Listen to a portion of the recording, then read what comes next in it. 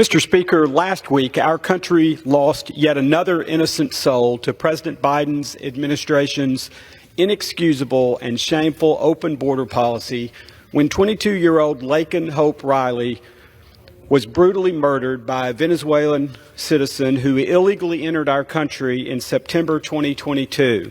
Laken Riley was a nursing student at Augusta University's Athens campus who was out on a morning run near the intramural fields at the University of Georgia.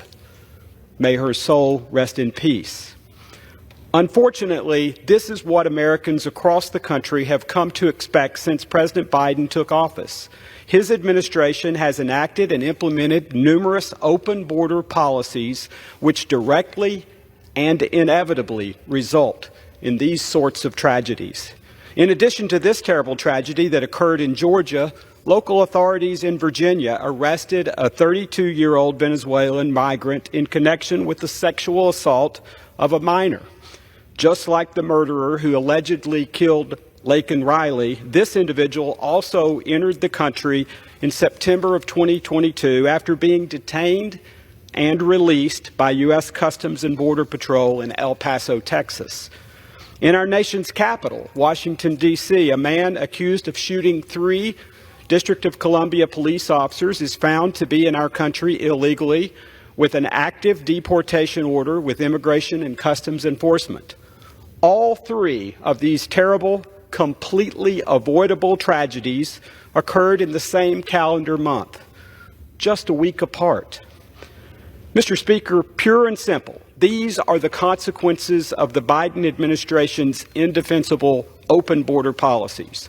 There is no doubt that President Biden's feckless border policies are the direct causes of this once unimaginable level of crime and loss of life. To make matters worse, just days after both of these immigrants entered our country illegally, President Biden, instead of trying to secure the border, erroneously stated that the border was actually secure and that it was, quote, not rational, unquote, to deport illegal immigrants from Venezuela. In deporting illegal immigrants, if deporting illegal immigrants is not rational, then that begs the question, Mr. Speaker, what is rational? Simply doing nothing but keeping the border wide open surely isn't rational. As a father of 2 young children growing up in President Biden's United States, where every town has become a border town, I fear it is only a matter of time until one of these families that I represent in Middle Tennessee faces the same consequences of the Biden administration's open border policies. I pray that day never comes. I also pray the president comes to his senses and ends the humanitarian crisis at the southern border that his administration's policies have caused.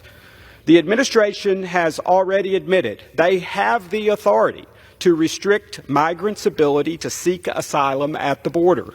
It is well past time that the president used that authority. Until then, House Republicans like me will continue sounding the alarm and beating the drum to shed light on this administration's open border policies and blatant abuse of our immigration laws.